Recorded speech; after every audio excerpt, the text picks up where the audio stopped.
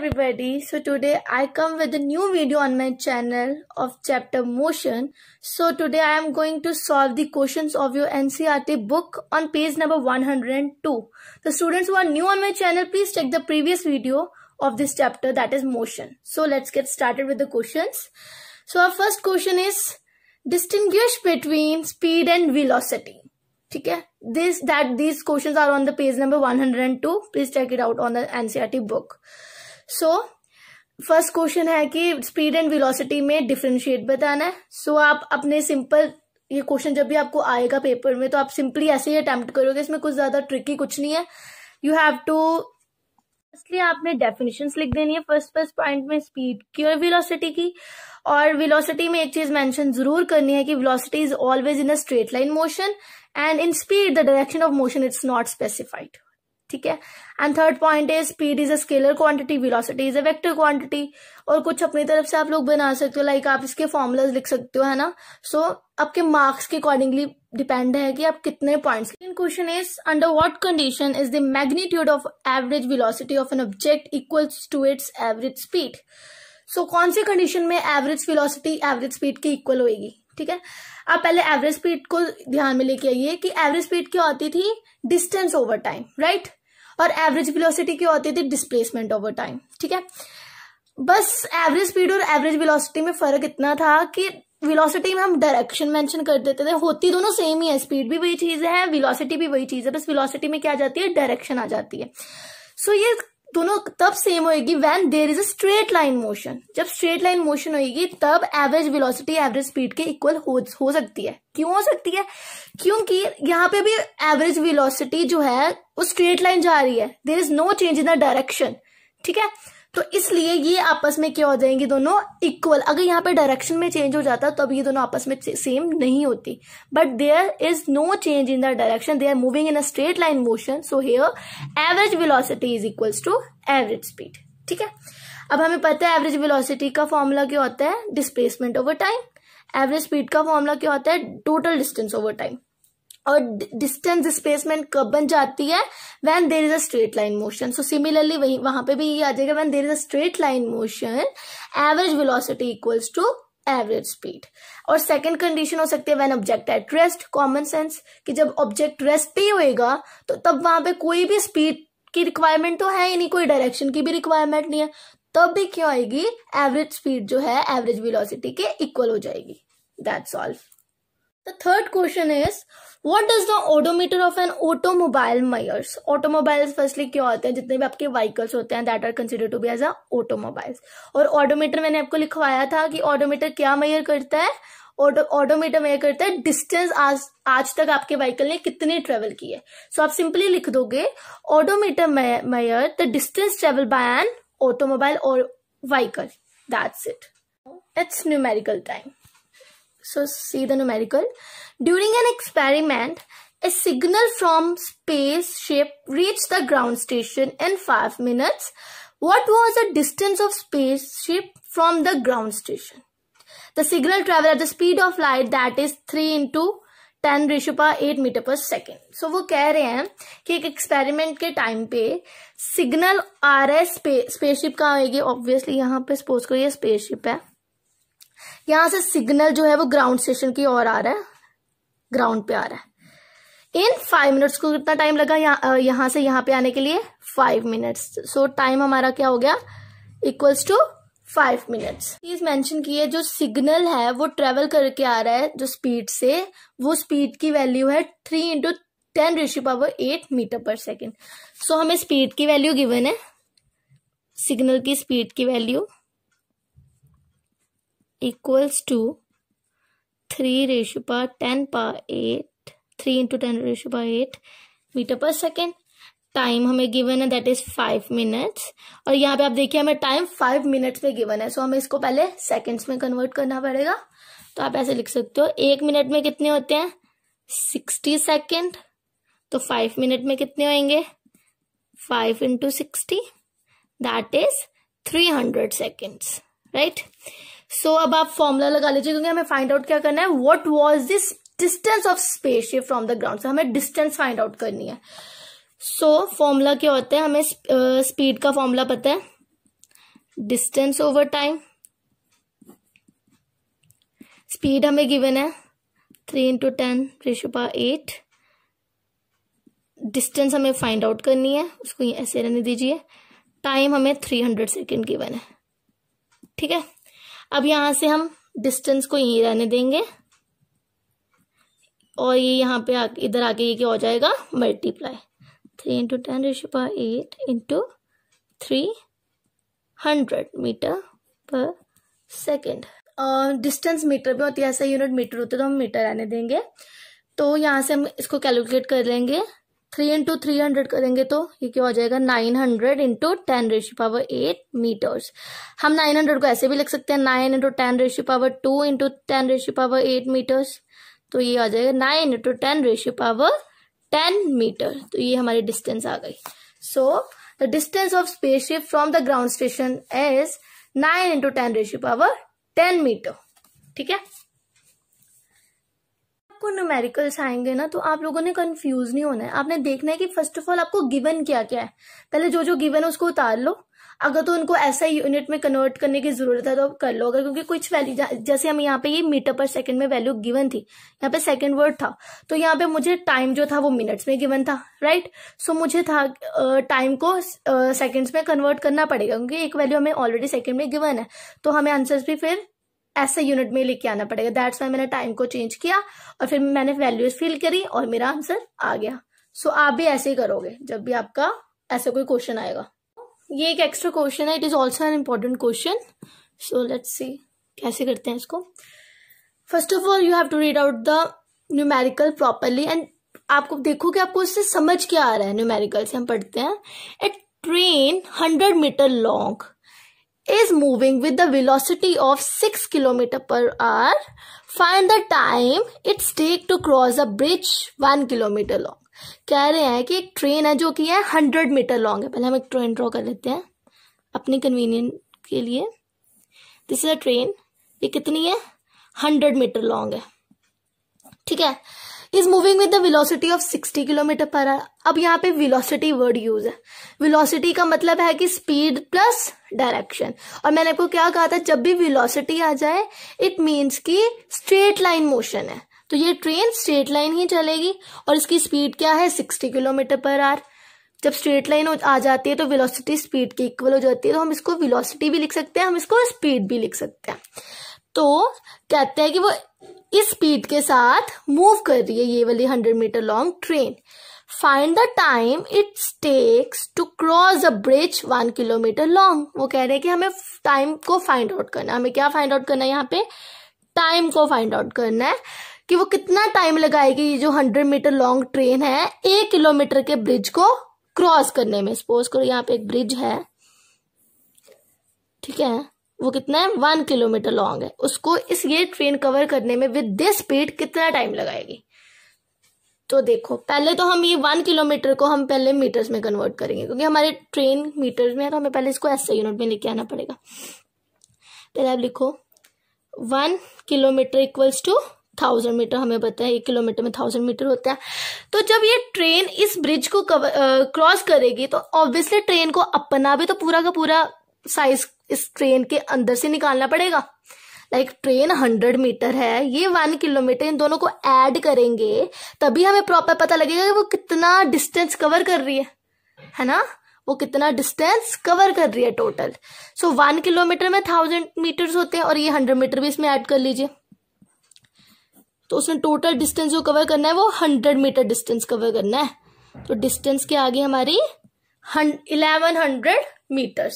So total distance उसने cover करना है दैट इज 1100 मीटर्स ट्रेन ने। अब उसको खुद को, क्योंकि वहां पे हमें गिवन है कि वो इतनी मीटर्स लॉन्ग है, तो ऑब्वियसली हमें उसको एड अप करना पड़ेगा, तभी हमें पता लगेगा कि टोटल उसने कितनी डिस्टेंस ट्रेवल करनी है। क्योंकि ट्रेन कौन सी छोटी सी है कि वो इतनी सी है तो फटाफट से निकल जाएगी, ऑब्वियसली उसका भी प्रॉपर हमें एड अप करना ही पड़ेगा। अब देखिए हमें स्पीड भी गिवन है। स्पीड कितनी गिवन है, जो वेलोसिटी जो कितनी गिवन है, 60 km/h। अब इसको भी हम पहले मीटर पर सेकंड में कन्वर्ट करना पड़ेगा। तो 60 किलोमीटर में कितने होते हैं मीटर, 1000 मीटर्स, और ये आ रहा है तो 60 × 60 मिनट्स 60 सेकेंड्स। ठीक है, तो ये 60 से 60 कैंसिल, ये 0 से ये 0 कैंसिल, 3 जा दैट इज 50 जा, ये 3, ये क्या आ गया हमारे पास, सॉरी आपस में कैंसिल नहीं होंगे, सो क्या आ गया हमारे पास 50/3 मीटर पर सेकेंड हमारी क्या निकल आई है, स्पीड। अब हमारे पास डिस्टेंस भी आ गई, स्पीड भी आ गई। अब हम टाइम कैलकुलेट कर सकते हैं। पहले हम लिखाएंगे स्पीड का फॉर्मूला, में पता है क्या होता है, speed equals to distance over time. ठीक है, तो स्पीड हमें कितनी गिवन है 50/3, डिस्टेंस हमें कितनी गिवन है 1100 एंड टाइम हमें फाइंड आउट करना है। तो टाइम को हम इधर ले जाएंगे, इसको हम इधर ले आएंगे, तो ये इसको ऐसे भी लिख सकते हैं हम लोग, हम इधर ले गए और ये चीज इधर आ गई। तो टाइम इक्वल्स टू 1100 ओवर 50, और ये 3 नीचे डिवाइड हो रहा तो उधर जाके क्या हो जाएगा, ये मल्टीप्लाई हो जाएगा। ठीक है, अब कैंसलिंग कर लो, कट 5 1 जा दैट इज 22 जा, तो 22 3 जा 66, टाइम हमें कितने में चाहिए, सेकंड्स में, तो टाइम हमारा आ गया 66 सेकंड। टाइम हमारा आ गया 66 सेकंड। 66 सेकंड लगेंगे इस ट्रेन को ये पूरा का पूरा ब्रिज को क्रॉस करने में। क्लियर है? ऑल्सो योर एनसीईआरटी क्वेश्चन जो बैक एक्सरसाइज में गिवन है आपको, ये थोड़ा ट्रिकी है, सो इसको ध्यान से समझिए। It is a third question of your back exercise of NCERT. Abdul, while driving to school, computes the average speed for his trip to be 20 km/h. On his return trip along the same route, there is less traffic and the average speed is 30 km/h. What is the average speed for the Abdul trips? पहले हम proper देखते हैं कि हमें क्या given है। कह रहा है कि अब्दुल जो है वो जब स्कूल घर से अपने स्कूल की तरफ जा रहा है तो जाते टाइम उसकी स्पीड है 20 km/h की। सब वो स्कूल से घर से स्कूल गया, बट जब वो ऑन हिज रिटर्न जब वो आ रहा है आते time on the same route, पर तब क्या था, ट्रैफिक लेस था, तो उसकी स्पीड बढ़ के 30 km/h हो गई। तो हमें क्या निकालनी है, average speed of the Abdul trip की उसकी टोटल। फिर हम एवरेज स्पीड क्या बोलेंगे, उसकी एवरेज स्पीड क्या है। जैसे कि सपोज करो ये होम है जहां से उसे चलना है, कहाँ जाना उसने, अपने स्कूल। ठीक है, तो होम से स्कूल जाने में अब्दुल को जो लग रहा है स्पीड है अब्दुल की, वो है 20 km/h की स्पीड है। जब वो स्कूल घर से स्कूल जा रहा है 20 km/h की स्पीड है, बट हमें ये तो नहीं पता डिस्टेंस कितनी है, वो कितने डिस्टेंस ट्रेवल करके जा रहा है, कितने टाइम में जा रहा है। सो हम यहाँ पे होम से स्कूल की डिस्टेंस हम मान लेंगे x। ठीक है, होम से स्कूल के हम डिस्टेंस मान लेते हैं x, और टाइम भी नहीं हमें पता कि उसको ये 20 km/h ट्रेवल करने में जो उसने स्पीड से ट्रेवल किए हैं उसको कितना टाइम लगा है। तो टाइम हम मान लेंगे t1, पहले हम टाइम लिख लेंगे t1। ठीक है, तो हमें एवरेज स्पीड गिवन है, स्कूल जाते टाइम उसकी कितनी थी 20 km/h। ठीक है, डिस्टेंस कितनी है, x मानी है हमने, डिस्टेंस कितनी मानी है हमने x, और टाइम में उसको कितना लगा है पहुंचने में, दैट इज t1। ऑब्वियसली एक डिस्टेंस ट्रेवल करके गया है और एक टाइम में गया है, वो ऑब्वियसली उसको कुछ भी ट्रेवल करने में टाइम तो लगता है ना। मैंने जब आपको डेफिनेशन भी लिखवाती हूँ कोई भी चीज की, साथ में मैं लिखवाती हूँ विद रिस्पेक्ट टू टाइम, तो टाइम तो उसको ट्रेवल करने में लगेगा ही लगेगा। तो टाइम मैंने क्या माना है यहाँ पे t1। एवरेज स्पीड फॉर्मूला क्या था एवरेज स्पीड का, average speed equals to distance, total distance over total time. आप लिखना है लिख लो, नहीं लेना मत लिखो, ऐसे भी ठीक रहेगा। एवरेज स्पीड हमें गिवन है 20, टोटल डिस्टेंस जो हमने देखी है वो क्या है x है, टाइम कितना है t1 है। तो हमें यहाँ पे उन्होंने फाइंड आउट करने के लिए क्या कहा है, average speed for the Abdul trip. ठीक है, तो यहाँ से हम t1 को इधर ले जाएंगे, ये 20 को इधर ले आएंगे, यहाँ पे फिर क्या आ गया, t1 क्या आ गया x इक्वल्स टू, और t1 equals to x over 20। ये हमारी आ गई इक्वेशन 1। सिमिलरली अब सेकेंड टाइम क्या हुआ है, अब उसको स्कूल से घर जाना है, तो अब यहाँ पे ट्रैफिक कम था तो उसकी स्पीड क्या हो गई थी 30 km/h की स्पीड हो गई थी उसकी। तो डिस्टेंस उतनी ही ट्रेवल की, टाइम तो फिर वही लगा पर स्पीड उसकी बढ़ गई। टाइम तो उतना ही था ना, पर उसकी स्पीड क्या थी अब बढ़ गई है। तो अब क्या है, एवरेज स्पीड सेकेंड केस में कितनी गिवन है हमें, that is 30 km/h। Distance same ही है, दैट इज x, और यहाँ पे टाइम क्या लगा है t2। अभी इधर यहाँ पे टाइम क्या हो गया t2, क्योंकि टाइम अब कम ही लगा होगा ऑब्वियसली इसको, अब क्योंकि अब उस थोड़ी ज्यादा स्पीड थी, जितनी ज्यादा स्पीड होगी उतना कम टाइम तो लगेगा ही ऑब्वियसली। तो यहाँ पे मैंने क्या कर दिया, टाइम को क्या कर दिया t2 बना दिया। तो एवरेज स्पीड का फॉर्मूला लगाओ, distance over time. Average speed कितनी है 30, डिस्टेंस x टाइम t2।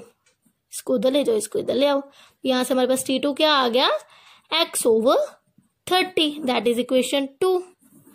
अब क्या करना है हमने, अब हमें इस एवरेज स्पीड को फाइंड आउट करने के लिए, आपको पता है हमें क्या चाहिए एवरेज स्पीड को फाइंड आउट करने के लिए, टोटल डिस्टेंस चाहिए ओवर टोटल टाइम चाहिए।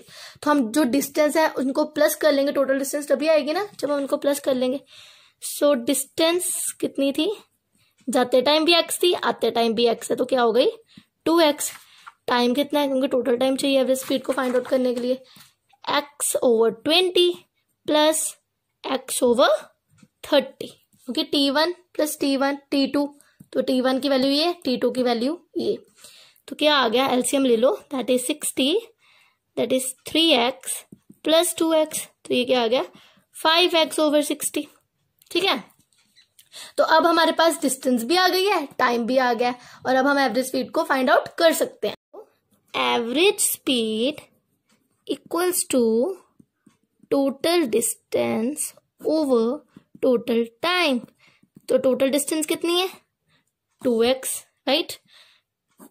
टाइम कितना है जो हमने निकाला है 5x ओवर 60, जो 60 उधर जाके क्या हो जाएगा मल्टीप्लाई हो जाएगा, तो ये क्या आ गया 2x ओवर 5x इंटू 60। ठीक है, ये x से x कैंसिल, 5 1 जा, 60 कितने का 12 जा, तो 2 12 का कितना होता है 24 किलोमीटर पर आवर, क्योंकि हमने एवरेज स्पीड फाइंड आउट करी है, तो एवरेज स्पीड को हम किलोमीटर पर आवर में ही लिख देंगे, क्योंकि हमें ये एवरेज स्पीड ऑलरेडी किलोमीटर पर आवर में ही हमें उसमें गिवन थी, और अब उन्होंने हमें कहा नहीं है कि आपको मीटर पर सेकंड में फाइंड आउट करना है। अगर आपको इसको मीटर पर सेकंड में बनाना होगा तो वही आप जो मैंने आपको रिलेशन करवाया हुआ है 1 किलोमीटर पर आवर इक्वल्स टू 5/18 मीटर पर सेकंड, आप वो फॉर्मूला लगा के इसको मीटर पर सेकंड में भी कन्वर्ट कर सकते हो। सो हमेशा आपने देखना है कि आपको गिवन क्या है, फाइंड आउट, पहले गिवन क्या है और फाइंड आउट क्या करना है, और जो फाइंड आउट करना है क्या हमारे पास फाइंड आउट जो हमें करना है, क्या हमारे पास प्रॉपर वैल्यूज गिवन है उस चीज की, अगर नहीं गिवन है तो उसको फाइंड आउट करो। अब इसमें मैंने क्या किया था, क्योंकि मेरे पास ना डिस्टेंस थी ना टाइम था, मुझे सिर्फ एक एवरेज स्पीड गिवन थी और मुझे एवरेज स्पीड को ही फाइंड आउट करना था, पर मुझे उसके लिए क्या चाहिए थी, डिस्टेंस भी चाहिए थी, एक टाइम भी चाहिए था। तो वही मैंने क्या किया, डिस्टेंस भी फाइंड आउट कर ली, टाइम भी फाइंड आउट कर लिया, और मैंने लास्ट में एवरेज स्पीड को निकाल लिया। क्लियर। सो इससे ही आपका ये क्वेश्चन भी सॉल्व होता है। ये आप क्वेश्चंस को जितनी बार खुद अपने हाथों से करोगे ना, तब तक आपको नहीं तो समझ नहीं आएंगे, पहले आपको इनको खुद ही करना पड़ेगा, फिर ही आपको ये अच्छे से समझ आएंगे। ठीक है, और जितनी प्रैक्टिस करोगे उतना ही आपके लिए अच्छा है, क्योंकि physics is all about the numericals. Okay, इसमें आपको जहां तो रीजनिंग क्वेश्चंस आएंगे, जहां तो न्यूमेरिकल्स आएंगे, ये तो आप अपने दिमाग से निकाल दो कि आपको सिंपली की जैसे आप छोटी क्लासेस में करते आ रहे थे कि सिंपल क्वेश्चन गिवन आपको एक आंसर लिखना है, नॉट लाइक दैट। अब आपको जहां तो रीजनिंग क्वेश्चंस आएंगे, जहां तो न्यूमेरिकल्स आएंगे, और आप जितनी प्रैक्टिस करोगे, आपके लिए वैसे तो उतनी ही कम है, बट फिर भी आपको कंसिस्टेंट होना पड़ेगा, तभी जाके ये आपसे सॉल्व होंगे। ठीक है, so in my next lecture I will going to explain the acceleration, और उसके बाद मैं उसके न्यूमेरिकल्स भी करवाऊंगी। और if you want me to solve more numericals, so do let me know in the comment section, so I will definitely do it for you. Okay, till then